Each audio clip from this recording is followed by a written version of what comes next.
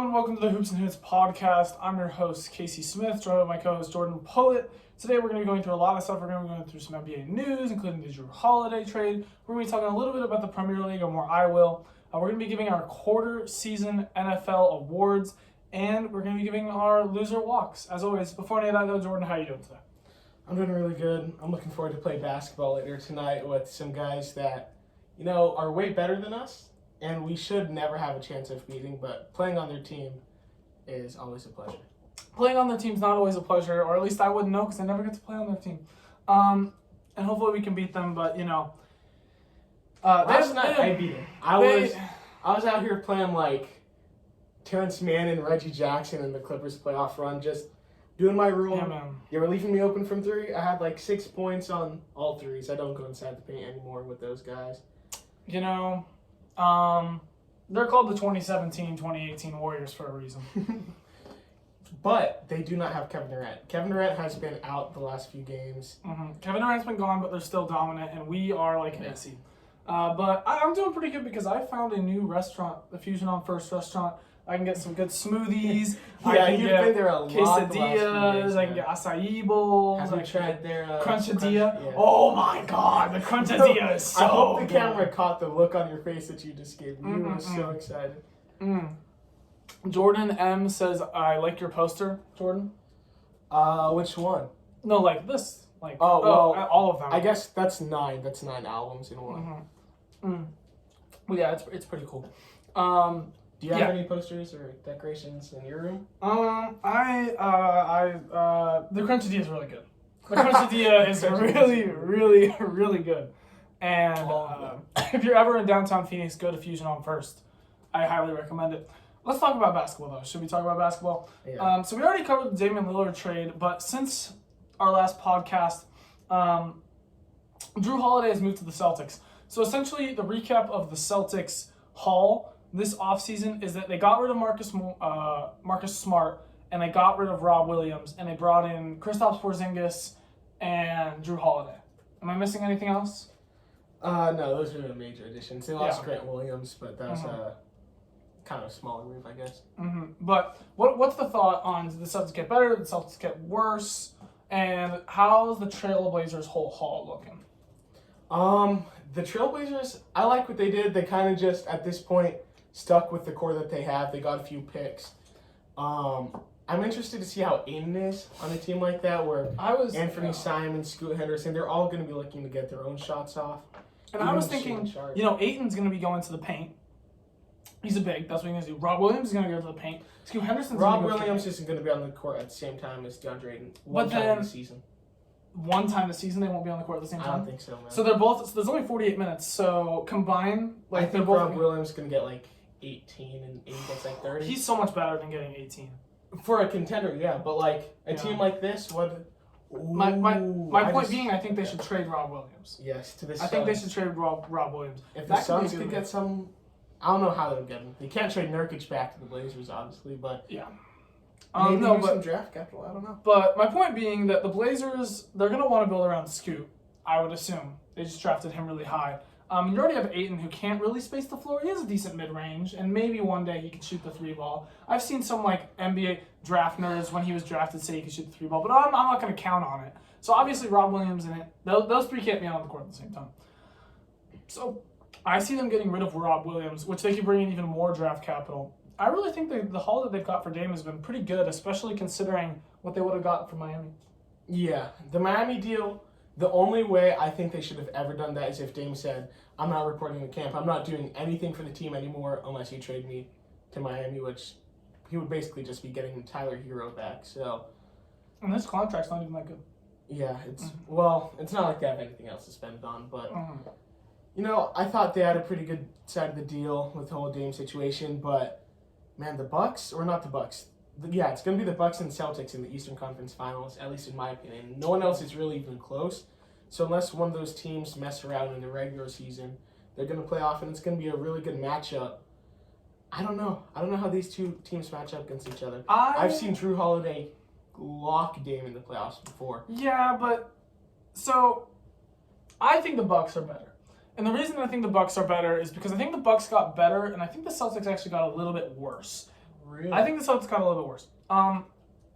So first of all, with the Drew Holiday thing, that was more of like a team effort. Like, yeah, he was the man on him, but looking back on that series, that was mostly like double teams. That was like group defense. They literally basically just played like anyone but Dame. It would be like if we're playing just Kevin Durant and 4 Keenans, we just were like anyone else. Dude, but like Dame's teammates were like Alpha. This is so different, but he still gets his shots off of double teams. It has nothing to do with the NBA, but this guy that we play with, it doesn't matter if you double him, he will still get to his spot. Whether it's contested or not, that's not really a problem. But in that Dame series, like his teammates were like Al Farouk Aminu, he was kicking out too, and like all love to Al Farouk Aminu. He's great, a Clipper legend, if you will.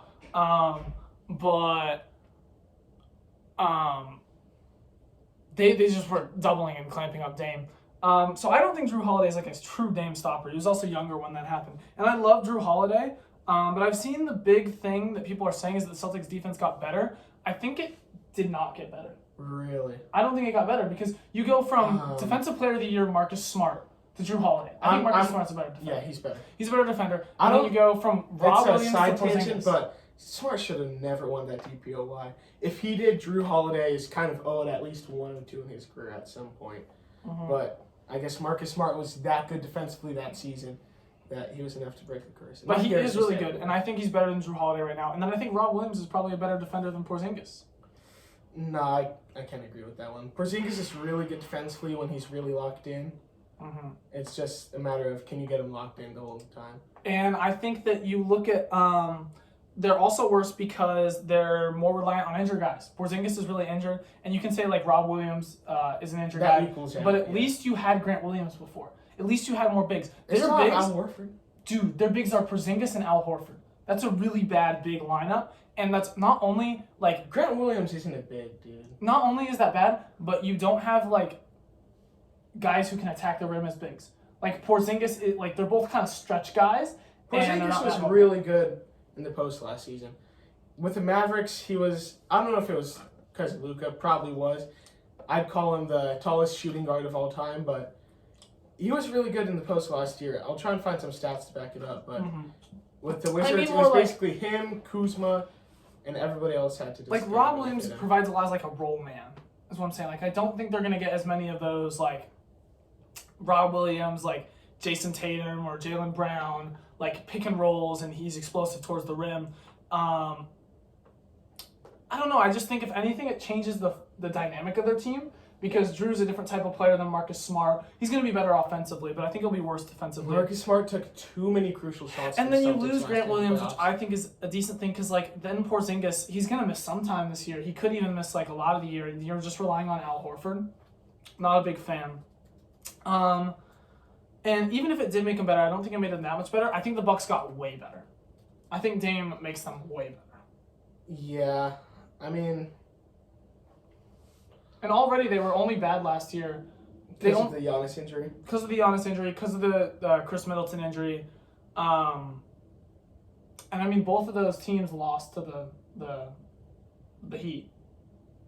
Yeah, I'm trying to find a stat to show when Porzingis was shut down. But Porzingis played 65 games last year, and he was shut down for like the last 2 weeks or so.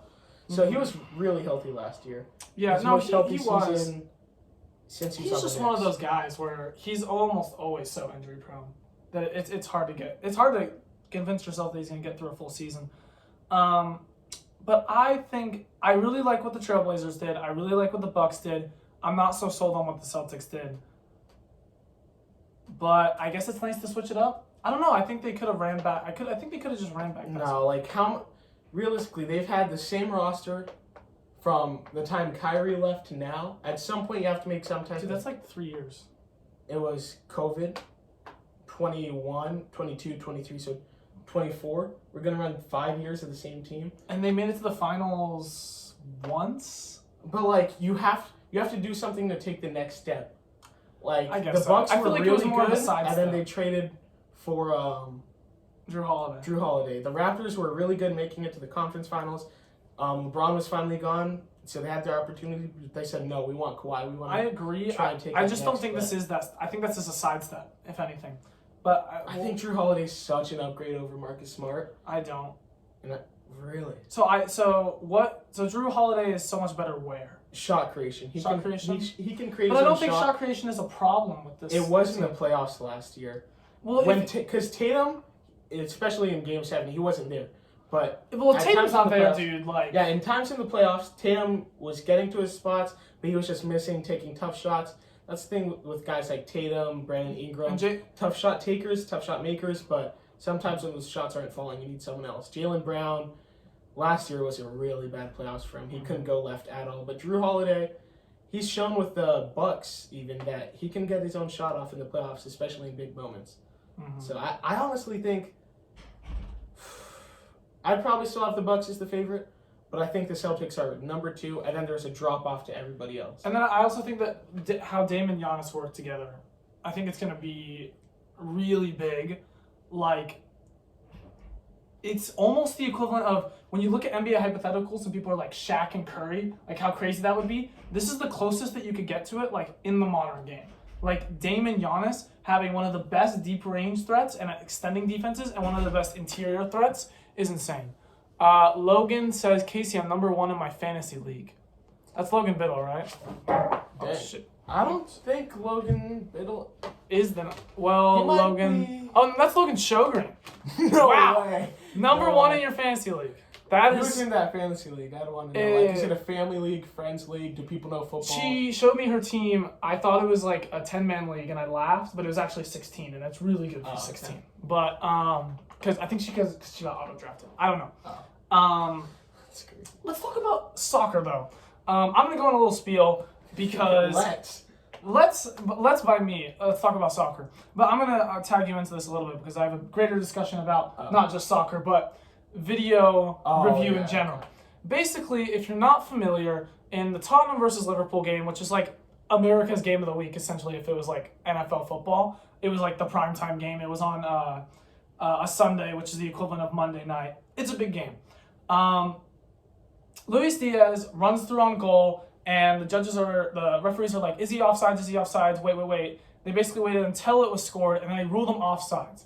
Soccer has this system called VAR where it's pretty advanced, and they can check the lines, they can check everything really quick. And the VAR officials said, check complete, it's fine, it's onsides. They thought the ruling on the field was onsides, it was offsides, so when they said check complete, it kept the rulings, they basically said the ruling stands, so it was offsides, the game kept going on. So people were really mad about this, because a goal in soccer is a big deal, and because of this reason, Liverpool lost 2-1. They could have tied the game with this, and they basically got screwed out of a goal because of VAR.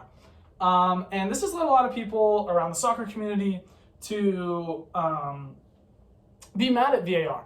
But I would have to disagree, especially because in this moment, it wasn't VAR's fault. It was just an error of communication. But what is your thought, Jordan, on like the robo-refs in the MLB and challenging in the NBA now, challenging in the NFL, like the whole play review type scene that we're seeing in sports now? I think I'll start off with the NFL. It's kind of a slippery slope, especially right now. I'm not sure. I don't think you can challenge pass interference right now. They proposed it for the last couple of years, but I don't think it was in the NFL for a season. And they took it out? Yeah. Yeah, because if you can review a pass interference, it might create more clarity as to what it is, because in games, I've seen different PIs called, not called. I've seen defenders not turn their back and they interfere, and it's flag, not flag. It kind of depends on the crew from week to week. So maybe it could provide more clarity, but I don't know. I'm in favor of getting the call right. The one time I don't really like it, though, is in big NBA playoff games. Yes. When it's kind of hard to describe, but two people dive after the ball. For example, say Casey's dribbling, I swatted out his hand, and on replay it actually barely by the pixel was touching Casey last, and that's the reason now it's my ball. If I hit it out his hands and he didn't follow it, it's his ball. But I guess technically it wouldn't be. So, by the way, real quick, a commenter says change the NFL touchback rule. What specifically do you mean by that? Because it's up to the 25 right now, right? Yeah. Change it to what? I don't know. Just get rid of fumble touchback rule. Oh, he's talking about did you see the Justin Jefferson? Remember when he Oh, yes. I mean, what would you change it to? Just like if you fumble over the You play like line. get it back at the 20. He's told me. Nah, I mean, if you fumble over the goal line, I kind of get it. I'm fine with it. If you fumble over the goal line, then I don't know. It doesn't really matter to me. it doesn't matter. It doesn't happen that much. But yeah, I would say, especially in football, you got to do better because we're using like sticks and chains to call first downs. That's so archaic. Like spotting first downs is so dumb. When you look at especially like there's not 100 refs and one's at every yard line. One ref, the closest ref, could be 10 yards away from the play, and they're trying to spot a ball. Spotting a ball in the NFL should be how VAR is in soccer. Because with VAR, they literally like videograph where each player is on the pitch, and they, down to the smallest centimeter, know who is onside, who is offside. They can draw lines on the field like that. That's how NFL spotting should be. The reason VAR messes up sometimes is because with that offsides call, you only have like 10 seconds to get the call right because you can't delay a soccer game. You can send it to VAR, but like with this specific one, the reason they couldn't reverse it is because the play had already started again. In the NFL, there's like 30, 40 seconds in between each play. You can easily send that up to the team, get the spot, or get whether it was a first down, touchdown. There should be some sort of video graphing system where you can like maybe a camera in the ball where you can know exactly where it is. Because sometimes ball placement is just not good. Yeah. But that's kind of my spiel on VAR and stuff. And if you're Liverpool crying about it, tough luck, mate. But last year, the refs helped you out a lot as well. If it was the Spurs, would you feel different about it? Would I be mad? He was on sides. Like, I'm not going to be like I know some people where there was like the Saints PI moment where they're like, oh, it wasn't PI because the refs didn't call it PI. Yeah, it was offside. Those people are your roommate and Jared Goff. Yep. There's the only two people. Even the guy. It was onside. It should have been a goal, but it isn't. And, you know, every single team gets screwed over by refs at some point. That's just kind of how it is. It's unlucky. Moving back on to American football, though, we're going to be going through our quarter of the season awards. We're 4 games through the NFL season, which is roughly a quarter. We're going to be going over the obvious ones: MVP, Offensive Player of the Year, Defensive Player of the Year, Offensive Rookie of the Year, Defensive Rookie of the Year, and then we have 3 Hoops and Hits specialties. We're going to have Surprise of the Year, so this could be a player of a team, basically, oh, they did really good or they did really bad. Our Super Bowl favorite, and then our number 1 pick favorite. What order do we want to do these? Do we want to go like reverse order? I'll just go down the way that you wrote it down. So start off with MVP. Okay. There's so many different players that could win MVP for me right now. Mm-hmm. Do you want to give me your pick first? I could give my spiel first on MVP. Yeah, you start off. Okay, so with MVP, I honestly didn't want to pick a quarterback because... You want it to be different. Because I don't think like the best player in the league right now is a quarterback. I think it's someone else who I either have an Offensive Player of the Year or Defensive Player of the Year. But it's going to be a quarterback. So within the confines, you have to pick a quarterback as MVP. I was actually just on Bottom of 6 earlier. My 2 co-hosts took Christian McCaffrey as MVP. But I'm not going to do that because the MVP is going to be a quarterback. That's just how it is. And it was really hard for me to pick who the best quarterback has been because pretty much everyone has had at least one like bad game. There's no one who's been like lighting the world on fire right now. The one guy I would go with, though, is Josh Allen. He had a really bad week 1, but since then, he has been awesome. Not only has he been able to push the ball and be aggressive downfield, he's able to give what the defense takes him and be turnover averse, which I think is really important and a big aspect of his game that I want him to do. Because on that week 1 game, Josh Allen, he looked like a kid who was playing Madden. He just was throwing the ball everywhere. He was doing dumb stuff. But I think he's really come a long way these past 3 weeks. And the Bills' offense as a whole has looked so much better. They've scored 30-plus points, I believe, in their last 3 games. They even scored a lot in week 1. So I would say, when you also look at a guy who's the most valuable to his team, he also provides the rushing aspect. And he really only has, Stephon Diggs as his wide R1. I think he's the most valuable to his team. He's the reason his team is 3-1. And he's probably been the best quarterback through the first 3 weeks. Yeah. For me, if you're to put this out on a whole season scale, because, I guess that's what we're doing, 1 out of every 4 games, Josh Allen just looking terrible. He looked awful that first Monday night of the season.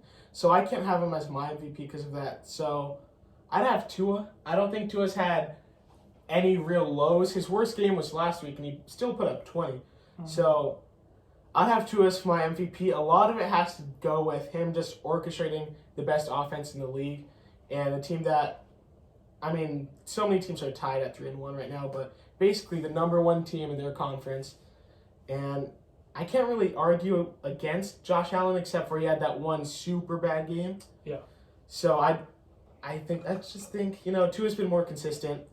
And Tua has the better counting stats. Like he has more yards. He's number one in the league in passing yards. I'm pretty sure he's number 2 in passing touchdowns. Mm-hmm. But him and Josh Allen are tied for that. So yeah. I don't know. I just think with Tua, his weapons help him a lot. I mean, this isn't a really a stat or anything, but look at last week, that Raheem Mostert catch. Like, that is just such an incredible play. He has a lot of weapons where sometimes they can just get the ball when he throws a bad ball. And I would agree, yeah, Tua's had the better statistical season, and he's been more consistent. But if you look at level of play, who's been throwing more accurately, who's been extending the offense better, who has been doing better even with maybe worse play calling, I would say it's Josh Allen. I'd say he's the better player. But it is fair because Josh Allen did have one bad week. I would just say Josh Allen's been the better player than Tua, but maybe statistically Tua's been better. Yeah, so next we want to go to Offensive Player of the Year. Yeah, and sticking with Tua, I'm going with Tyreek Hill, sticking with the Dolphins. I think that this guy is insane. I would almost maybe put him at MVP. You look at a team who, through the first 4 weeks, has put up 70 points. Every single week they've been dominant. Through the first 3 weeks of the season, they looked like a juggernaut, especially that offense. It's maybe the best offense in the league, if not top 3, top 5. I don't know who's better than him. Yeah, offensively. I would just say maybe probably this other team that I have. But I would say it's the Dolphins, and a large part of that is Tyreek. He is so good at attracting attention from a defense. Obviously, he's good in space because of his speed, but also he's really good at making contested catches and adjusting to balls in the air. Sometimes Tua doesn't place balls perfectly, and Tyreek Hill is still able to catch the ball. And then obviously he's drawing defenders. He's moving around in motion. I really like what Mike McDaniel has done with this team because not only does he have a lot of fast players, especially Tyreek Hill, he's moving them around and putting them in situations where they can succeed. And Tyreek, he's top 3 in receptions. I think he is top 3 in receiving touchdowns. He's top 5 in catches. He might be the best receiver in the league. And not only is he doing great, but he's the best offensive player on the best offense. That's what I like the way that Mike McDaniel, you said, was using all of his weapons. I saw a stat that on 82% of his plays, McDaniels is having someone go in motion of some sort. Mm-hmm. And that's just, when you watch it, it makes sense. But 4 out of every 5 plays, someone's in motion. And it seems like all of them, either the person in motion is wide open or is dragging the defense towards him. So I'd say Tyreek Hill is maybe the closest thing we have to Curry in the league right now, just because as a defense you have to draw so much or draw up your game plan to go against him that maybe a guy like Jalen Waddle, who hasn't fully broken out as far as this season yet, but he's going to have a really big game because the defense is basically going to say, Tyreek, you're not going to beat us, anybody else can. And we've even seen that with their run game. Devon Achane and Raheem Mostert have been really good, so I like what the Dolphins have been doing so far. But my Offensive Player of the Year is a guy who just scored 4 touchdowns, Christian McCaffrey. He's leading the league in rushing yards by almost 100, so about 25 a game. And I just like McDaniels and the Dolphins. It's kind of the system that's making him so great. CMC was always a top 3 back in the league in Carolina, but with the Kyle Shanahan system, I mean, I just don't see how you stop Deebo Samuel and McCaffrey as run threats, and even with guys like George Kittle on the line of scrimmage helping block, it's really hard to stop. So McCaffrey's look like, to me, the most dominant non-quarterback in the league because Brock Purdy, he's not making plays. The Dolphins' run attack, they've been making plays to help and to keep the defense honest, but Brock Purdy, outside of a couple throws, hasn't been making the defense really tremble. So I think most of the Niners offense goes to Shanahan and to CMC. And it's one of the top 2 offenses in the league. That's why I have him there. But it's really between Tyreek Hill and CMC for me. Yeah, I wouldn't be mad at CMC. Anyone else is kind of a stretch. I could maybe see Jefferson.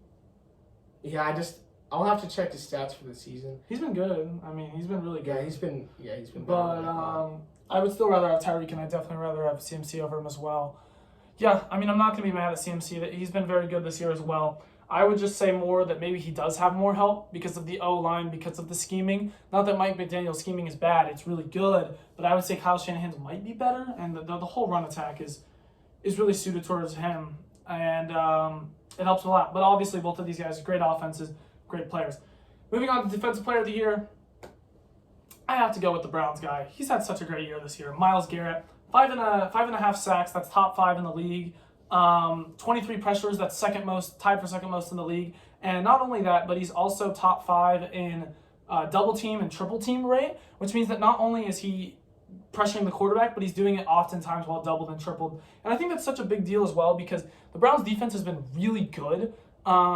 They didn't have such a great week against the Ravens, but I think they actually did play better than people will say. If you just look at the box score, Ravens dropped 28 points, Browns dropped 3, I think. But the Browns had Dorian Thompson-Robinson at quarterback that game, and you're just not going to move the ball, and that matters for a defense. The Browns threw a pick inside the 10, so the Ravens only had to go 10 yards for a touchdown, and I think they threw a pick inside the 40. So 2 of those touchdowns the Ravens got, man, it's really hard to stop the Ravens when they're that close and when Lamar's playing so good. So I really don't hold it against that defense. But outside of that, this Browns defense has looked amazing, and they still looked good in that game.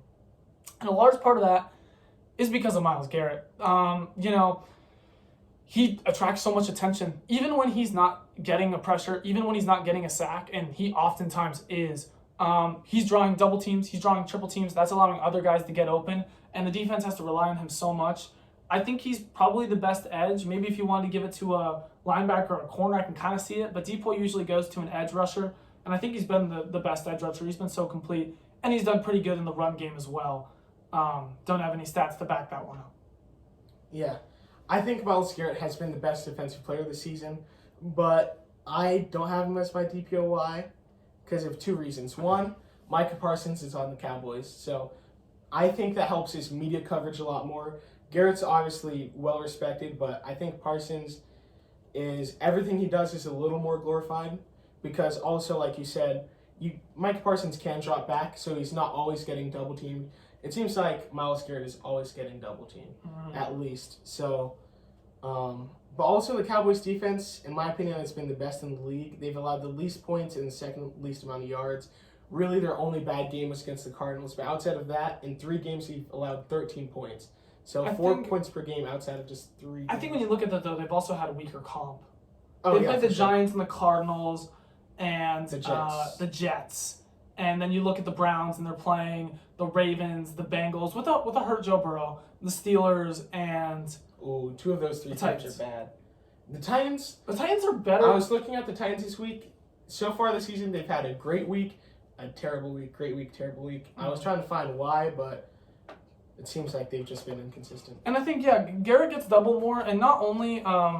he's also versatile like Parsons. It's just a little different. Parsons switches from an outside linebacker to middle linebacker type of role. Garrett can not only play like a D-end edge, but he can get inside as well. They'll line him up in a 5 technique and 3 technique and just kind of move him along that D-line, which I think really speaks to him. And also he's getting double a lot. A lot of the times Parsons will just come off the far edge on the tackle, get a free one-on-one, and you're just not getting as many manufactured free one-on-ones with Garrett. But... I would take Garrett, but it's not like Parsons has had a bad year either. I think he has more sacks as well. I think he has 6. He has 1.5 more sacks. Oh no, Parsons has 4. Garrett has 5.5. Oh, okay. Who has 1.5 more? Garrett does. Myles Garrett has 1.5 more than Parsons. Yeah. Offensive Rookie of the Year though, Jordan. I think it's pretty easily been C.J. Stroud. Do you disagree with that? Yeah. What? You can go though. No. You've got to go ahead. To me, C.J. Stroud has been the if you were to redo this draft, he's number 1 overall. I'm very surprised. I don't know who you're gonna go with. I thought this was out of every pick on the board. I thought this was the one. I went with Puka. Did you forget about him? I don't know. I think. No, I totally think about Puka, to be honest. I totally think there's a case for C.J. Stroud. C.J. Stroud has been amazing. You can talk about how good he is once you regain your consciousness. Yeah, I didn't think about Puka. I still have C.J. Stroud, though. But. No, C.J. Stroud has been great. It was close for me. I really had to think about it. And And obviously he has the quarterback advantage as well. But I don't actually think that matters that much for Offensive Rookie of the Year necessarily. In recent years, it hasn't. Like, I guess the last 2 years because the quarterbacks haven't been as great. But man, Puka's on he's on a absolute tear. He's on record-setting pace for yards. He's leading the league in catches. He's only has 1 touchdown, but I don't really care that much about touchdowns for receivers because oftentimes that's just like where you catch the ball. I think he can still be decent in the red zone, and I'm not really sure how great he is. He gets schemed up a lot but he's also good. I mean, he's really great. There's a reason I have him as the Offensive Rookie of the Year. I think he gets helped a lot by scheme, but he's putting up amazing stats. He's finding the gaps in defenses.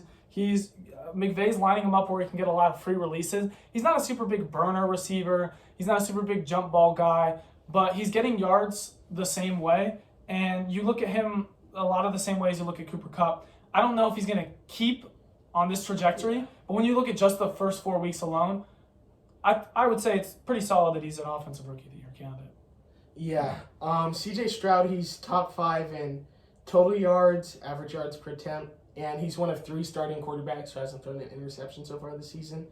So I've just been really impressed by CJ Stroud. He's looked like the number 1 overall draft pick if you were to redo it today. And given he was number 2, that's not that big of an upgrade, but I think he's solidified himself as way better than anyone else.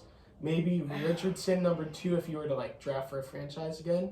And it's not like his weapons are that good either. That O-line's not great. Yeah, the O-line's He's bad. got The running Nico back, Collins, Tank Dell, Robert Woods, and Dalton Schultz as his weapons, and Dameon Pierce is fine. Yeah, Nico Collins looking like, if you were to just watch this week, which I know a lot of people have because of the Taylor Swift attention, you'd think Nico Collins is like a top 10 receiver at worst.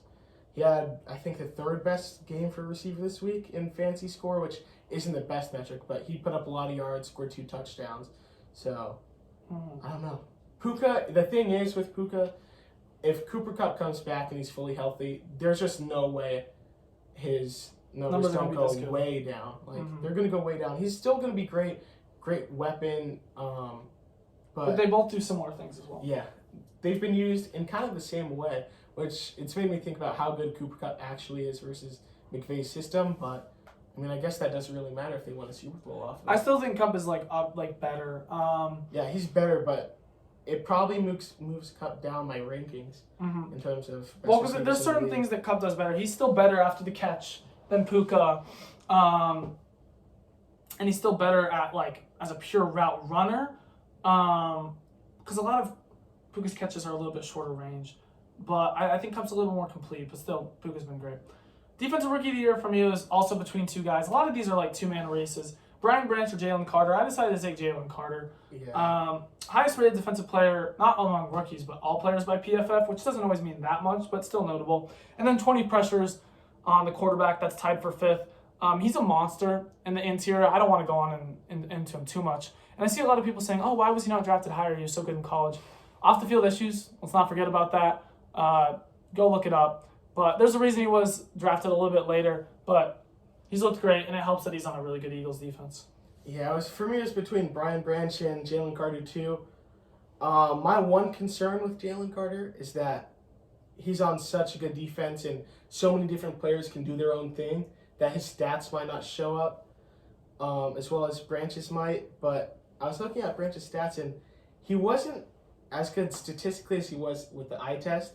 So in that case, I'd actually put Jalen Carter as my Defensive Rookie of the Year.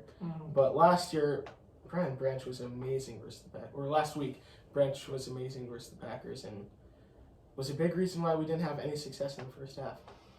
Yeah, those would be the 2 guys. And then I'm going to move into Surprise of the Year. You already just talked about him. It's CJ Stroud. One of the main reasons, I mean, I guess you could have put Puka here as well. But I would say Stroud was... No, Puka was more surprising, but yeah, Stroud was the biggest surprise because it's fathomable that a wide receiver can have a good year under this McVay offense. He's a rookie. For Stroud to come into this situation, have clear and obvious issues before the season, and none of it matters, and he's just great, and he's also an Ohio State quarterback, and Ohio State quarterbacks have never been good in the NFL. Really shocked me. That's messed up. Really shocked me. This is going to add in with the place really that he attended college. No, it actually does. It actually does matter slightly. He broke a certain curse, at least through this amount of the season. and he's had 300 yards in every game. He's looked totally confident as a passer. The pocket awareness, the ability to move around in the pocket, and then just point-click throw. It's literally like you're watching a Madden player, but like a good Madden player. Who did I compare to a Madden player earlier? Josh Allen. Bad Madden player versus good Madden player. C.J. Stroud. Really good. Top 5 in a bunch of statistics. Wait, Stroud is bad in Madden, or what do you? C.J. Stroud, good Madden player, like someone who can just throw dots over the field. And Josh Allen's a bad Madden player. And Josh Allen is the kid who's playing Madden, who's just throwing Hail Marys. Okay, I see what you're saying now. I thought you meant like if you were to do a fantasy draft in Madden. No. I had a surprise of the year, and it was Justin Fields, but I didn't think he would be good. So many people put MVP bets on him. And you're saying he has been good? No, he hasn't been good. He's been surprisingly bad to most people, but because I thought he would be bad, and I traded for him in fantasy today, so I hope he can be good.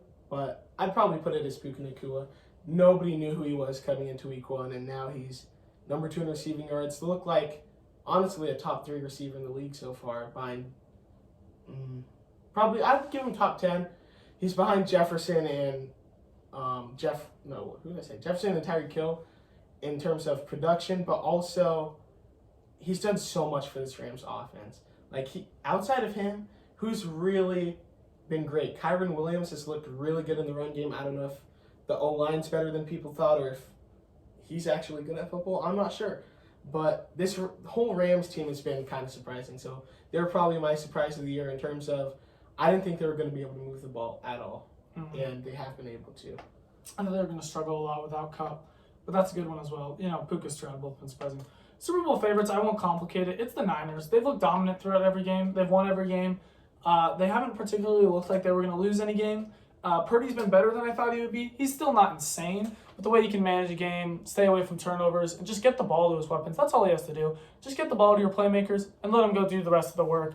You don't have to have crazy arm angles or throwing vision. He's looked good. The defense is insane. CMC's insane.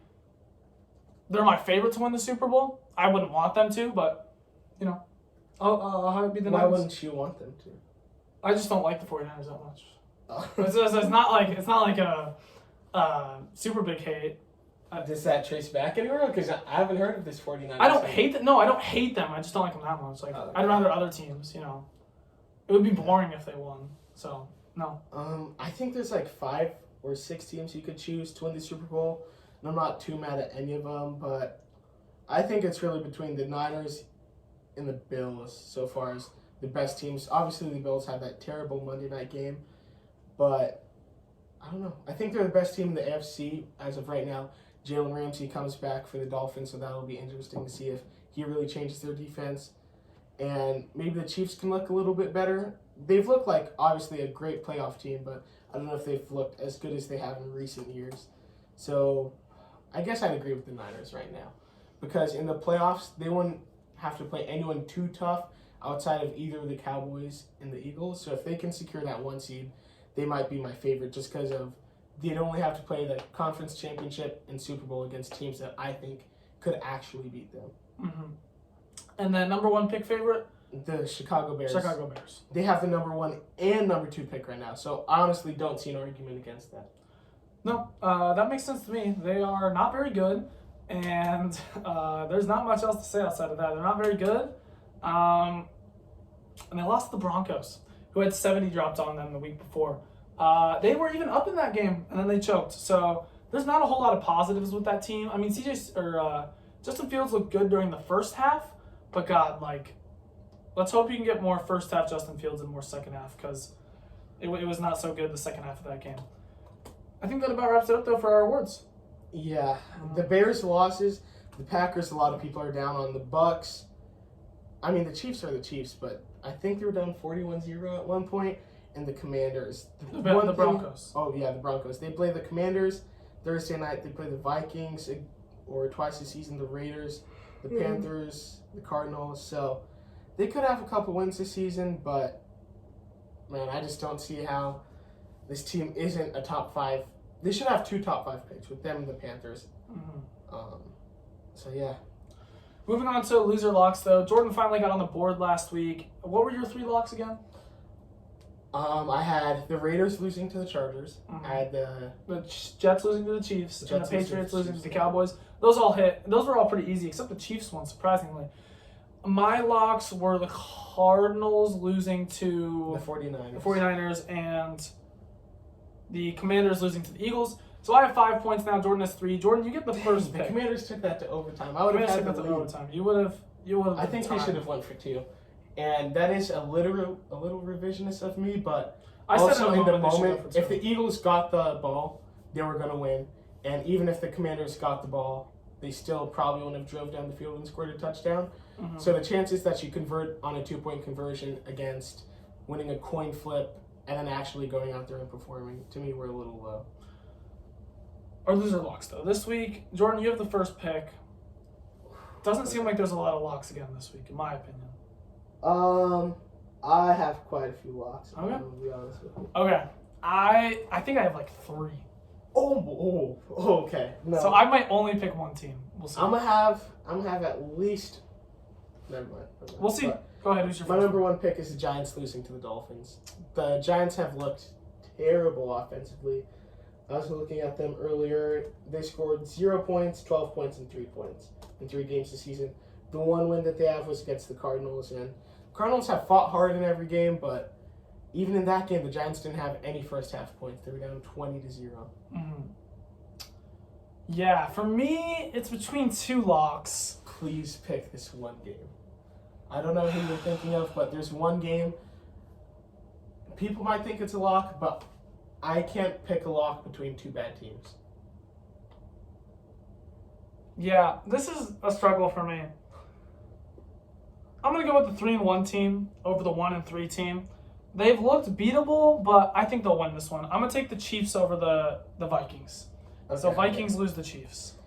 The one thing with the Vikings is that game's going to be close. The game will be close. The Vikings have looked good at points, but I think the Chiefs have looked better. I don't know. I can't lock it too much, but Okay, and I had to pick one. I think I know your next pick, and there's a couple picks that I actually want above it, but just to keep you down, I'm going to take the Rams to lose to the Eagles. That would have been my other one. Yeah. So maybe I can catch up this week just off of, taking 3 or 4 locks that I think will be picked, and you just get 1 point. Yeah, for me, it was between the Eagles and the Rams or the Chiefs and the Vikings. My thought process is, who's looked better, the Rams or the Vikings? I think the Rams have looked better because I would view the Chiefs and the Eagles kind of similarly, even though the Eagles are undefeated and the Chiefs aren't. So I think the Rams have looked a bit better, so I would stay a little bit more away from that game. I think both teams are playing against a team that they have a better Mhm. chance against, though. If the Rams played the Chiefs, I don't think they'd have a chance. I think the Chiefs would just simply outscore them, and the Rams wouldn't be able to keep up. And if the Eagles and Vikings played, I They think already the did. Eagles, yeah. But Okay. I don't know. Are you done? I'm going to go through the slate. Bears, Commanders. That's the game I wanted you to pick. Yeah. Pick the Commanders. They are 5.5-point favorites. Why wouldn't you take them? Yeah, because they're not that good. Because it's because of Sam Howell. It's mainly because of Sam Howell. Because the rest of this team is pretty good. I actually like the defense. I like the weapons. The Bears suck. Maybe that's one I come back to. Jags Bills is too close. Saints Patriots is too close. Really, Jaguars Bills 5.5. To me, the only reason why I'm not doing it is because it's in London. The Jaguars haven't looked great. The Toy Story broadcast didn't do them any favors, but they just Titans Colts division game. Stay away. yeah. Both teams have looked bad at points. Ravens Steelers. I'm kind of in on the Ravens, but another NFC North game. Can't trust it too much. Panthers Lions. Ooh, that's a good one. I might take that one. Texans Falcons is the one I would stay away from. You already picked Giants Dolphins. Bengals Cardinals. God, the Cardinals have looked scrappy and the Bengals have looked so bad. Then Jets Broncos might want. God, I don't know what I'd take there. Cowboys 49ers. I would take the 49ers. And then Packers Raiders. You'd want to take the Packers, but it's too close.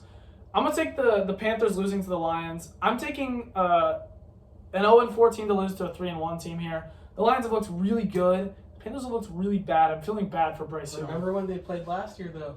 That was one of the games that had a lot of people hyped for the Panthers coming into the season because their run game just dominated. So hopefully they can attack this Lions defense again, but I think that's a great pick.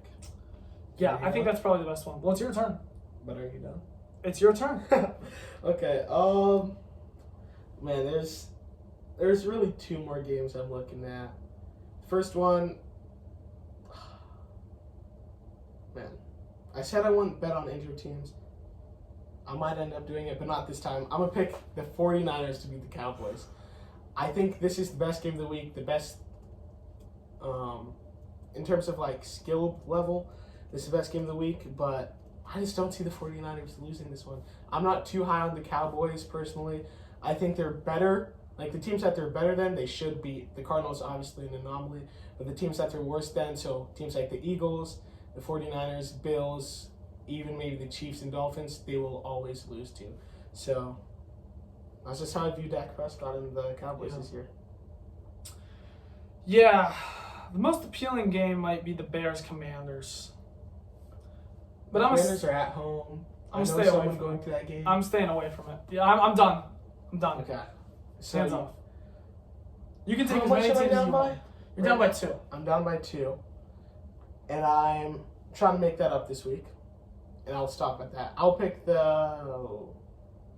Okay, you're not picking anymore. So I'm talking between the Packers and Raiders. I think the Packers should beat the Raiders. But with the usage of Aaron Jones and Christian Watson last week, you're just not sure if they're fully healthy. But they played on Thursday night last week as a reminder, and then they play Monday night this week. So that should be enough rest for them to be fully healthy. Outside of that, I don't really see any locks. I'm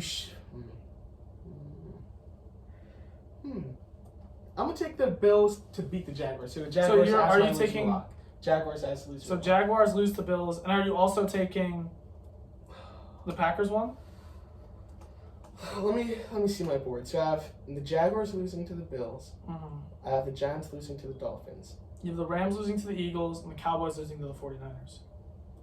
The only one I could see is the Jaguars maybe winning, just because it's in London, so you never know. Josh Allen could have 3 picks because he's not used to the environment. But I'm going to throw in the Packers. The Raiders have looked terrible. Jimmy G looks worse than Aiden O'Connell. Devontae Adams hasn't been happy. There's been a lot going on. Josh Jacobs hasn't looked particularly great.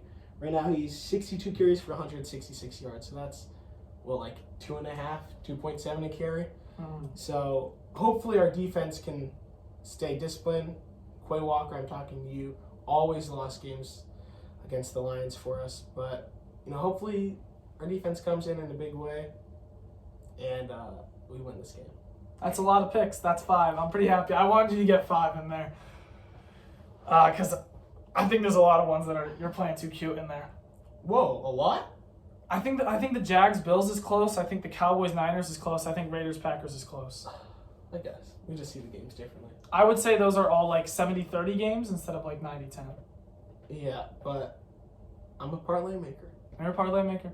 Well, I think that about wraps it up for this. No, I have one more thing to add. Oh, okay. This is breaking news. I don't know if you've seen it. Marcus Morris unfollowed the Clippers on Twitter. Yes, I sent that to you. Oh, you sent it? I was the one who sent it to you. You didn't. Yeah, I I did. found that out on my own. Go check your messages. Check your Instagram messages later. Yeah, I'll check them. Mm-hmm. That actually might have been you. I sent it to you. Yeah, now that I think about it. But let's go. Marcus Morris needs to be gone. Every time he'll catch it right here. So, basketball court. Corner 3, right here. He'll catch jab, jab, jab. Step back 3. That's all he does. It doesn't matter. Coach J. Poole. He has to wait for the contest too. Mm-hmm. I don't know if you guys are aware of this, but Marcus Morris has to wait for the contest before he can shoot the basketball. Mm-hmm. He's a bum. I want him to leave the team. That about wraps it up, though, for the Hoops and Hits podcast. Thank you all for listening, and have a good night. Adios, amigos. For all the dogs.